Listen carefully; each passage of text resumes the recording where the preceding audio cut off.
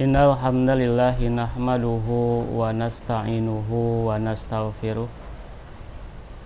wa na'udzu billahi min syururi anfusina wa min sayyiati a'malina may yahdihillahu fala mudhillalah wa may yudlilhu fala hadiyalah.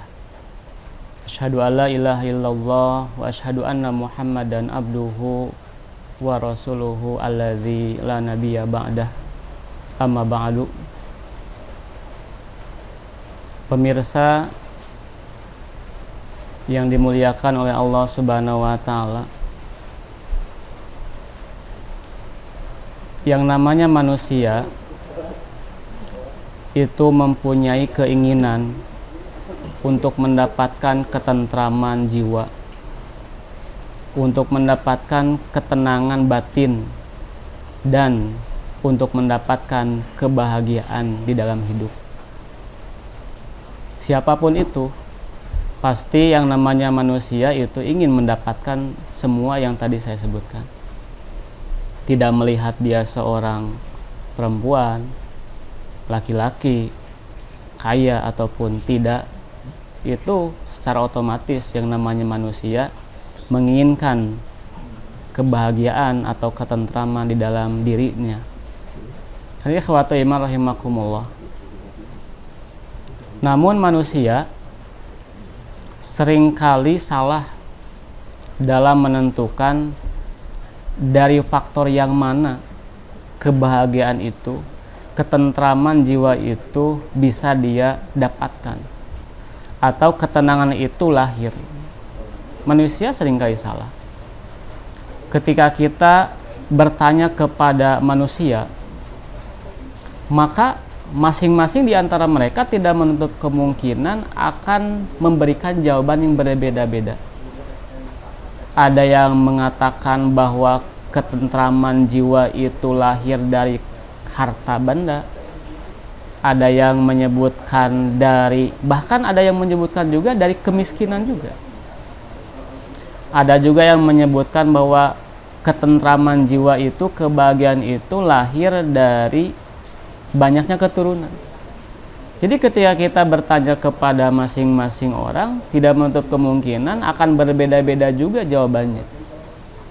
Dan hal ini belum menjadi suatu hal yang pasti.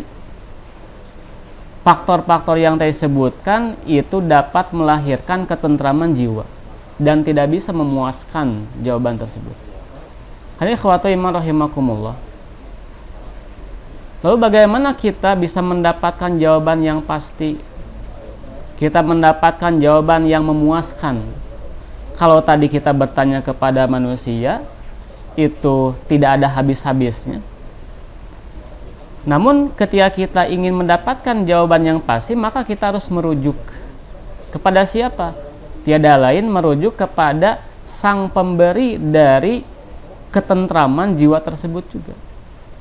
Tiada lain yang memberikan ketentraman itu adalah Allah Subhanahu wa taala. Maka sudah tentu kita harus merujuk baik itu kepada Al-Qur'an ataupun kepada Al-Hadits, khususnya kepada Al-Qur'an. Maka Allah Subhanahu wa taala berfirman dalam Al-Qur'an, A'udzubillahi minasyaitonirrajim. Ala bidzikrillahi tatmainnul qulub. Ala bidzikrillahi. Ingat, hanya dengan berzikir kepada Allah Subhanahu wa taala, tatmainnul qulub, hati kita akan terasa tentram, hati kita akan terasa damai. Jadi menurut Allah Subhanahu wa taala, bahwa yang namanya ketentraman jiwa itu bukan lahir dari harta benda secara mutlak, bukan lahir dari keturunan, tapi justru menurut Allah Subhanahu wa taala, sang pemberi ketentraman itu sendiri, bahwa yang namanya ketentraman itu lahir dari apa? Dari zikrullah, dari berzikir kepada Allah Subhanahu wa taala. Zikrullah itu apa? Imtithalu awamirihi wajtinabu nawahihi. Melaksanakan perintah-perintah Allah dan meninggalkan larangan-larangan Allah Subhanahu wa taala. Itulah yang disebut dengan zikrullah. Hadirin ikhwatul iman rahimakumullah. Kalau kita melihat orang-orang yang taat beribadah, orang-orang yang mereka itu takwa, orang-orang yang soleh, maka kita akan mendapati mereka itu hidupnya sangat tentram, sangat damai dan bahagia. Ketika mereka misalnya mendapatkan kebahagiaan itu bukan suatu hal yang sekonyong-konyong datang begitu saja, tidak. Tidak semata-mata kalau dalam bahasa Sunda ujug-ujug bahagia saja, ujug-ujug tentram saja, tidak. Tapi semata-mata itu adalah anugerah dari Allah Subhanahu wa taala kepada siapa saja yang Ia kehendaki. Jadi tidak sembarang orang mendapatkan ketentraman tersebut. Hal itu tidak bisa dibuat-buat. Itu hanya pemberian anugerah dari Allah Subhanahu wa taala. Lahir pertanyaan, apakah orang soleh itu punya masalah atau tidak punya masalah? Justru orang soleh itu punya masalah dan tidak menutup kemungkinan masalahnya itu lebih berat dari kita. Tapi ketika mendapatkan masalah, tadi sebagaimana yang tadi saya sebutkan, bahwa Allah akan memberikan, menancapkan ketentraman ke dalam hati orang-orang yang taat kepada Allah Subhanahu wa taala. Bisa jadi masalahnya sama, tapi cara menyikapinya beda. Si A dan si B. Si A dikasih ujian yang sama, masalah yang sama.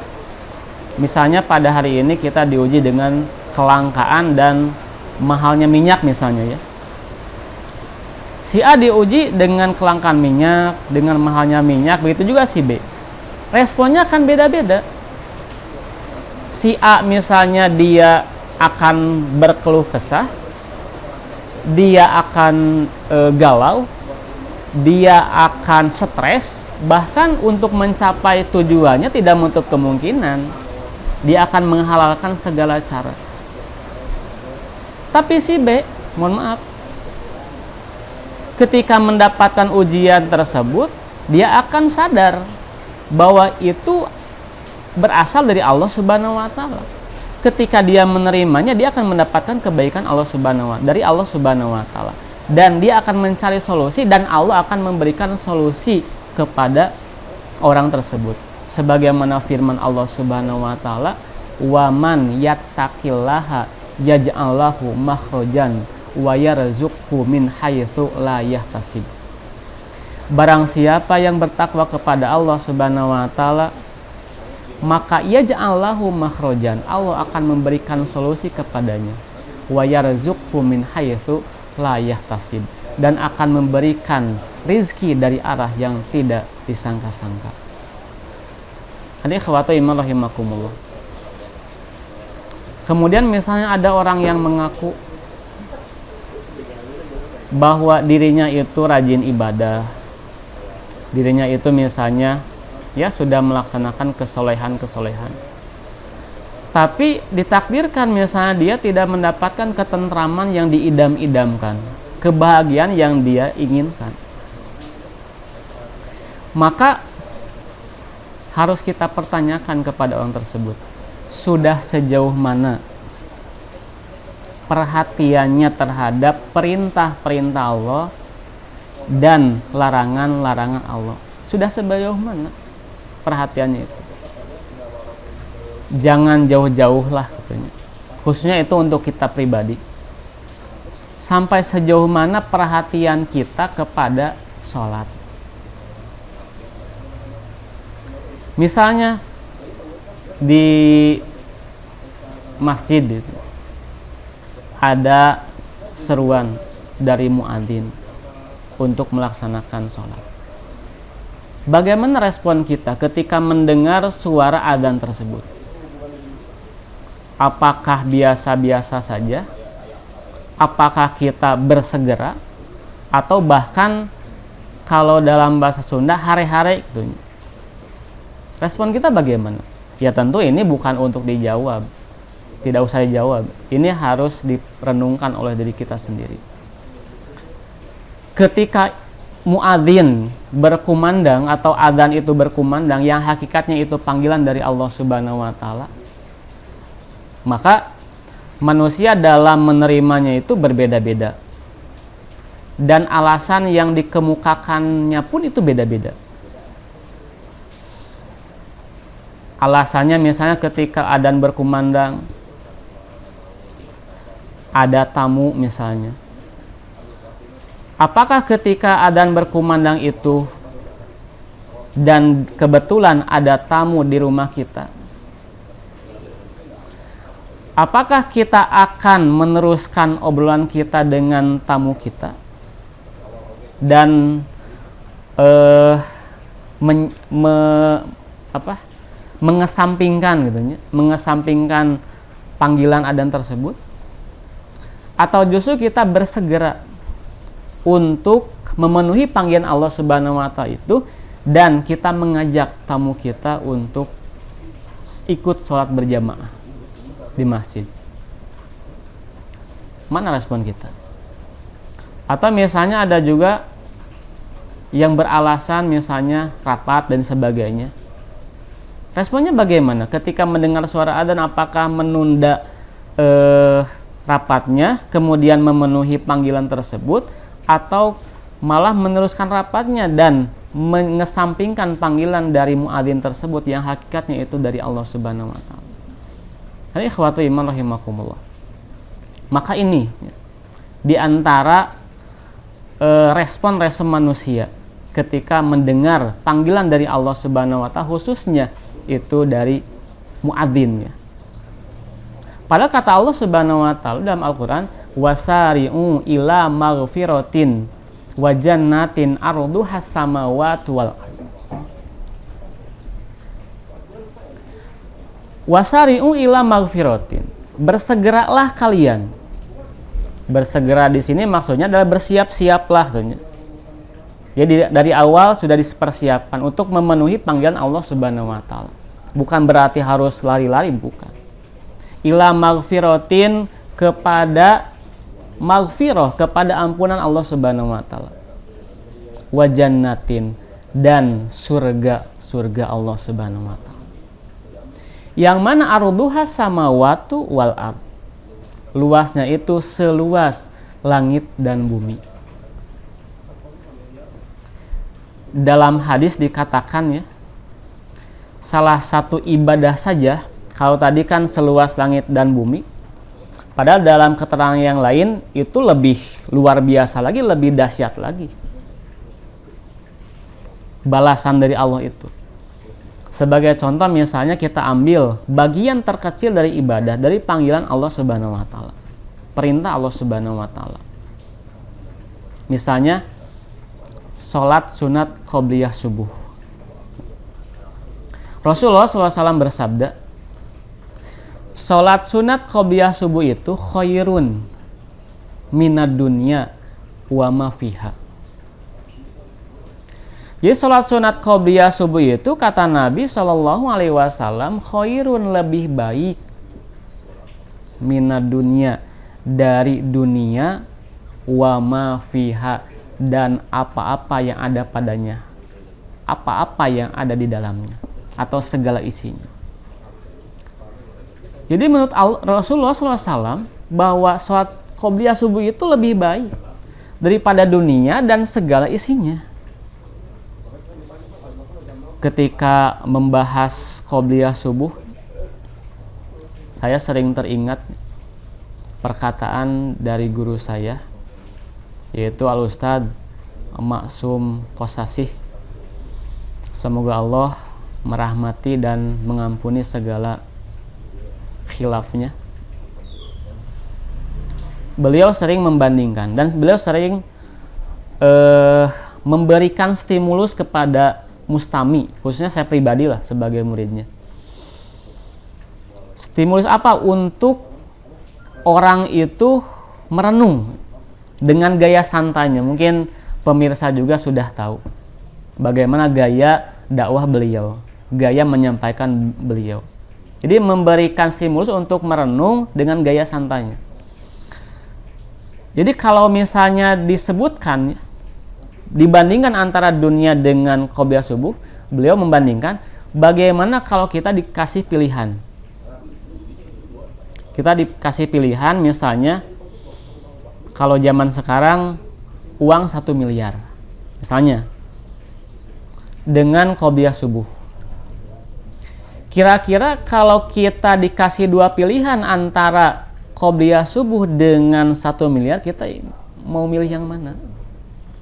Apakah kita memilih qobliyah subuh yang 1 miliar kita tinggalkan, atau kita memilih 1 miliar dan qobliyah subuh kita tinggalkan? Dan tentu ini dijawab di hati masing-masing ya. Dan jawabannya itu tergantung kepada keimanan masing-masing. Atau misalnya kita ambil panggilan yang lain, yang mana sama, panggilannya sama di masjid misalnya. Di masjid ada panggilan misalnya ibu, bapak, hadirin atau muslimin, muslimat. Siapa saja yang ingin mendapatkan uang 1 miliar, silakan datang ke masjid. Maka saya yakin ya, jangankan uang 1 miliar. Ditawari minyak gratis atau minyak murah saja, orang-orang akan berbondong-bondong. Buktinya apa? Buktinya kita lihat di dalam televisi. Bagaimana berdesak-desakannya orang ingin mendapatkan minyak. Silih siku, silih tincak, silih seret gitu. Cek paribasan. Itu untuk apa? Untuk mendapatkan minyak. Komo misalnya, apalagi kalau misalnya ditawari uang 1 miliar. Maka insya Allah ya, masjid itu akan penuh. Hadirin ikhwatul iman rahimakumullah. Bagi orang yang memilih dan bersegera memenuhi panggilan dari Allah Subhanahu wa taala itu, maka dia akan mendapatkan ketentraman di dalam jiwanya, ketenangan di dalam batinnya, kebahagiaan di dalam hidupnya. Mengapa bisa bahagia, mengapa bisa tentram, mengapa bisa damai, sejuk terasanya? Karena annahum yadhunnuna annahum mulaqu rabbihim. Karena mereka itu yakin seyakin-yakinnya mulaqu rabbihim, sesungguhnya mereka itu akan bertemu dengan Tuhan mereka. Dan wa ma indallahi khairum minad dunya wa ma fiha. Dan apa yang ada pada Allah, di sisi Allah itu lebih baik daripada dunia dan seisinya. Maka ketika kita yakin bahwa apa yang ada di sisi Allah itu lebih baik daripada dunia dan seisinya, maka akan lahir ucapan sebagaimana yang diabadikan oleh Allah Subhanahu wa taala, wala khaufun alaihim walahum yahzanun. Tidak akan ada rasa takut di dalam dirinya. Takut untuk apa? Takut untuk menghadapi hari yang akan datang berupa nasibnya yang buruk-buruk. Kenapa? Karena Allah sudah menentukan nasibnya yang baik-baik. Tadi yaitu maghfiratin wa jannatin, ampunan dan surga dari Allah Subhanahu wa taala. Jadi dia tidak akan merasa takut. Walahum yahzanun, dan dia juga tidak akan merasa sedih. Sedih terhadap apa? Sedih terhadap apa-apa yang sudah terlewat di masa kebelakang, dalam artian di alam dunia. Dari mulai misalnya dia sengsara di dunia, dia misalnya menderita di dunia, dia tidak akan merasa sedih. Kenapa? Sudah tergantikan dan akan tergantikan dengan apa yang ada pada Allah Subhanahu wa taala, yang mana dia itu khairun, lebih baik daripada dunia wa ma fiha, dan yang ada di dalamnya.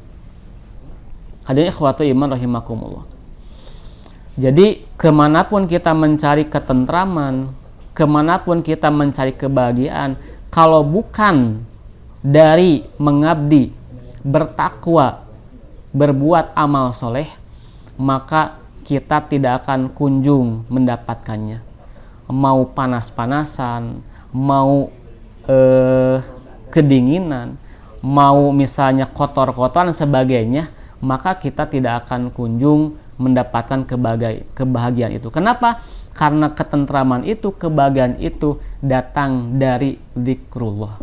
Mudah-mudahan dengan Ramadan ini menjadi momentum bagi kita semua untuk lebih memperhatikan kembali perintah-perintah, panggilan-panggilan dari Allah Subhanahu wa Ta'ala, yang mana itu merupakan sumber dari kebahagiaan, khususnya yang jadi tujuan kita adalah kebahagiaan nanti di akhirat. Itu mungkin yang dapat saya sampaikan. Mudah-mudahan ada guna dan manfaatnya. Mohon maaf jika ada kekeliruan dari saya pribadi. Aqulu qouli hadza wastaghfirullah li wa lakum. Wassalamualaikum warahmatullahi wabarakatuh.